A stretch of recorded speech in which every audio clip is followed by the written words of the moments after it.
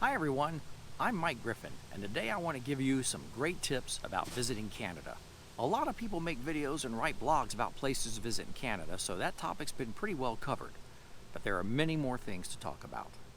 When we first decided to go on a 2-month caravan to the Canadian Maritimes and Newfoundland, we had a lot of questions. Not so much about where we were going, but what to expect along the way. We wondered how we would go about buying things, what it would be like driving on the roads, whether or not there would be anything we should do about our insurance, and even about the campgrounds. What would they be like?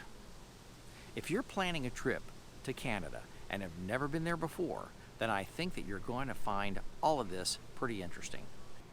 First up, let's talk about getting ready to go. You can use your credit cards in Canada, but you should do a bit of homework first. Many banks charge a foreign transaction fee on every charge. When I called American Express, they told me that they would charge 2.7% for every transaction in Canada. Another bank told me 1%, even on my debit card. And that was a debit card with their bank. But one of my Visa cards told me that they would charge nothing, a 0% foreign transaction fee. So, of course, that's the card we went with. When we took our trip in the summer of 2019, the exchange rate was about 76%. So for every Canadian dollar we spent, we actually paid 76 cents in US dollars. When we paid $100 for something in Canada with our no-fee Visa card, the actual charge on our bill was $76. It's important to know that when you see all those price tags. Well, before you go, you should notify any banks or card companies you use that you'll be traveling in Canada and give them the dates of travel. That way you won't end up standing in a gas station watching your credit card being declined because your bank thinks it's fraudulent. What about medical insurance? I'm sure you won't find it hard to believe that most U.S. medical insurance, including Medicare, don't fully cover you while traveling out of the country. When traveling, you would like to have medevac flights covered in case you want to be taken back to the U.S. right away. Simply put, you want good insurance so that your savings won't be depleted in case something happens. If you look on the internet for medical travel insurance, you should find several companies that sell temporary policies that you can use while in Canada. The one we chose provided about $1 million of coverage for around $500 for the 10 weeks we would be there. We chose AAA Patriot Travel Medical Insurance, but thankfully never had to use it. Another thing to check is your insurance providers for your RV and your car. Geico told me that I was covered in Canada for our Toad, and when I called Progressive about the RV, they told me that I was covered, but they wanted to send me a special ID card for use in Canada. It arrived about a week after my call, and we carried it with us. You can hold off getting cash until you get into Canada because ATMs are everywhere. When you withdraw the Canadian money using your debit card, you'll be charged any usual fees plus any foreign transaction fees if you have any. Spending cash is just like spending it in the US. The money just looks different. There aren't any $1 bills or pennies, but there were coins ranging from nickels, dimes, and quarters up to a $1 coin they call a loonie to a $2 coin they call a toonie. You probably won't need a lot of cash, but you may want to get a couple of $100s for the few places that are cash only. At the end of your trip, you can spend any leftover cash so you don't have to exchange it later. One of the things we were really concerned about was crossing the border. Since what I'm about to tell you could change any time, the right thing to do is to check the link I provided in the description below to find out what you are not allowed to take into Canada. That being said, here are some tips for crossing the border. First, don't take any weapons, fruit, vegetables, meat, or cannabis. While some of these foods may be okay, it's a whole lot easier to be able to tell them that you have none of them. This includes medicines with CBT. You're generally allowed to take 2 regular-sized bottles of wine per person, or a case of beer, or 1.14 liters of spirits per person. Be prepared to tell them how much alcohol you have. Here are the documents you'll need: your passports, IDs, and vaccination records for any pets. The pet record should be current. Also note that your pet's food should be kept in the original commercial packaging. Know the tag numbers on your RV and your toad, and be prepared to explain any discrepancies, like if your driver's license is from Tennessee, your RV's registered in Kentucky, and when they first ask, you told them that you were from Florida. Know where you'll be going and how long you'll be in Canada.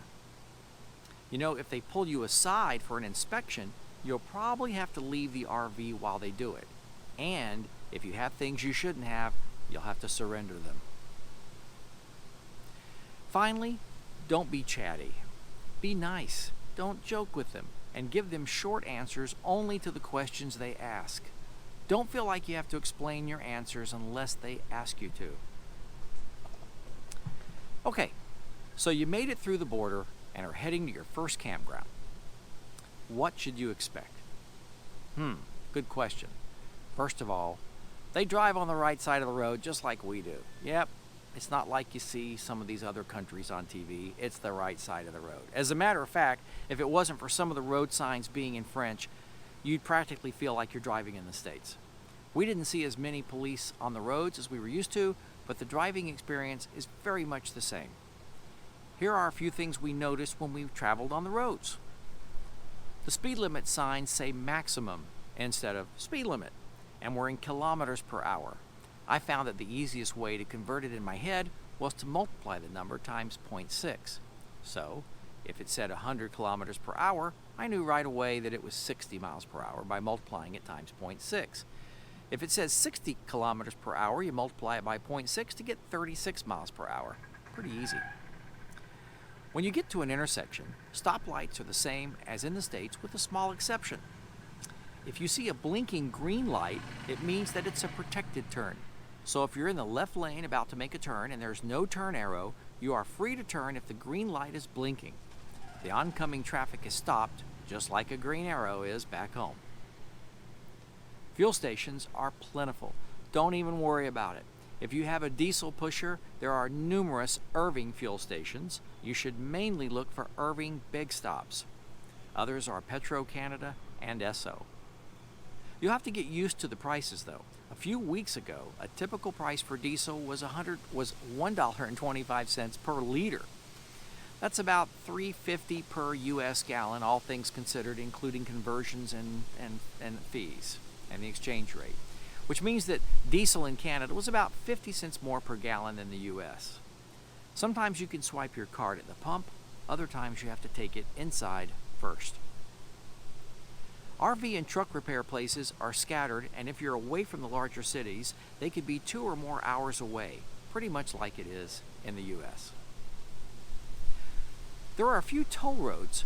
There aren't many, but they exist. All of them have cash lanes. Some, like the bridge coming back to Nova Scotia from Prince Edward Island, also take credit cards. Easy Pass transponders work great in the States, but they won't work at all on the Canadian toll roads. What about campgrounds? There are plenty of campgrounds in Canada, including some Harvest Host sites. You'll also find pretty good number of KOAs, especially in and between the larger cities. In remote areas, and there are a lot of remote areas, most service is 30 amp. There is usually plenty of room for bigger rigs. Be sure to reserve your sites early for the summer, which is basically June through September, and bring your thermocells. Some areas have a lot of mosquitoes. Now, here are a few observations we made that you may or may not find interesting. Canada is very much like the U.S. Honestly, you'll be pleasantly surprised at how familiar everything seems. English is spoken just about everywhere. Every server in every restaurant, the staff in every campground office, and almost everyone else we encountered spoke English. This was even true for the huge number of campers we met who were Canadians. We rarely ran into anyone who didn't speak English. Unless you're in a large town, stores are small and expensive. U.S. brands are plentiful, as are vegetables and most things you would want. Some groceries can be pretty expensive, like milk. We paid more than $4 Canadian for a half a gallon of milk. Restaurants are very much like the US, except that they serve a whole lot more fish. Now, our trip was to Eastern Canada, so what do you expect? When you pay by credit card, they usually bring a device to your table to insert your card, and you pay right there. Fresh brewed iced tea is rare. It's one of my favorites. Most iced tea is either Nestea or Brisk from a fountain. If you want US styled iced tea like I do, ask for a cup of hot tea and a full glass of ice. Tipping is the same as you're used to, but they usually calculate the recommended percent on the total bill, including the high tax. So, if you usually tip 20%, you may want to tip 18% instead. Servers are particularly nice, but are in no hurry to get to you and can take an especially long time to bring you your bill. You'll likely have to ask or just stand up and go to the counter because that's the preferred method in a lot of places anyway. We saw this in a huge number of restaurants that we visited. Travel around Nova Scotia and New Brunswick is just like the US. You can get to Prince Edward Island either by ferry or an 8-mile bridge. You don't pay a toll on the way over there, but you'll pay about $70 for 5 axles on the way back. If you're going to Newfoundland and plan to take your RV with you on the ferry, there are 2 ferry options. One is 6 hours long and will cost you about $1,000 round trip. It goes to the shorter route to Port aux Basques. The longer ferry goes to St. John's. It costs about $1,800 for the round trip and takes about 15 hours each way. Well, that about does it. I hope I've answered your questions, given you some good tips, maybe some things you can use. Have fun, plan ahead, and enjoy your trip to Canada.